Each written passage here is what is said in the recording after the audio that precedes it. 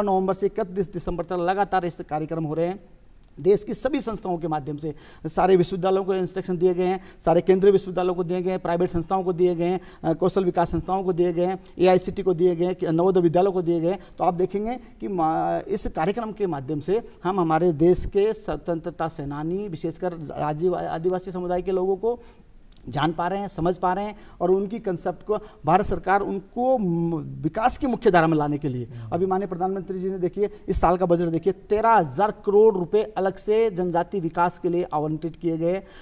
Eklavya model Navodaya विद्यालयों की स्थापना की गई उन ताकि हमारे बच्चे बने। अलग से मेडिकल यूनिट्स का स्थापित की गई ताकि उनकी शिक्षा, स्वास्थ्य और रोजगार की व्यवस्था उनके गांव में हो सके। अब देखो, स्वतंत्रता आंदोलन की बात होगी, देश स्वतंत्र हो गया 1947 में, और संविधान दिवस आपा मना वहाँ 26 नवंबर।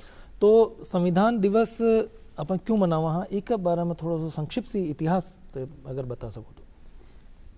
जब देश आज़ाद हो रहा था उस समय ये लग रहा था कि आगे देश को किन नियमों के सहारे चलाया जाएगा। बिल्कुल। और उस समय संविधान सभा का गठन होता है और वो अपने अथक प्रयासों से बहुत सारे बाहर के संविधानों का अध्ययन करके एक संविधान का खाका तैयार करते हैं।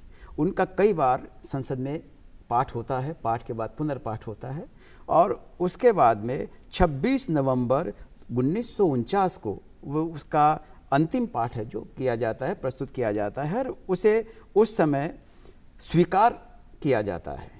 पूर्णतः लागू तो बाद में फिर 1950 में होता है, लेकिन उस दिन से उसको किया। उस दिन जो एक समिति है उसमें किसी का जन्म दिवस भी था, तो उसको भी मद्देनजर रखते हुए उस तारीख को किया गया।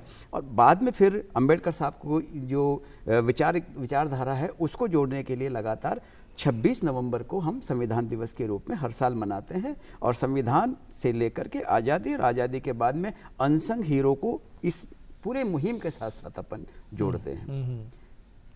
जो बिरसा मुंडा जी को लेकर के आपने अभी